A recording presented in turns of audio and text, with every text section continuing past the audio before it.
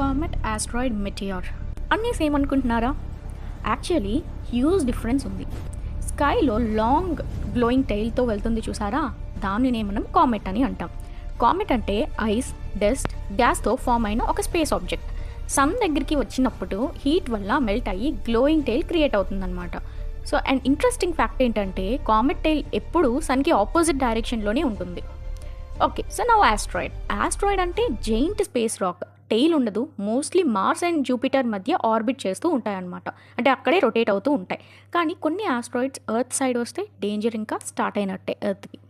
65 million years back ఒక massive asteroid ఎర్త్ని hit చేసింది. So దానివల్లనే డైనోసార్స్ అవన్నీ ఎక్స్టెంట్ అయ్యి ఇవన్నీ మనకు తెలిసిందే కదా.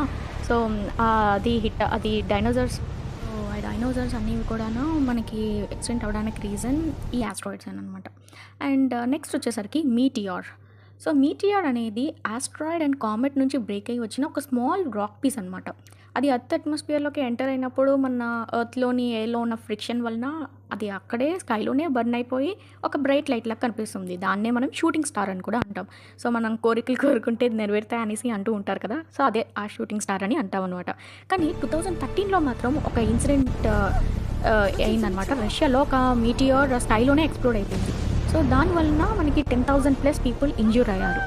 సో స్పేస్ అనేది బ్యూటిఫుల్ అనిపించినా సమ్టైమ్స్ డేంజరస్ కూడా. ఓకే, సో మరిన్ని ఇంట్రెస్టింగ్ ఈ ఫ్యాక్ట్ మీకు ఎలా అనిపించింది? అండ్ ఆల్సో మరిన్ని ఇంట్రెస్టింగ్ వీడియోస్ కోసం ప్లీజ్ టు సబ్స్క్రైబ్.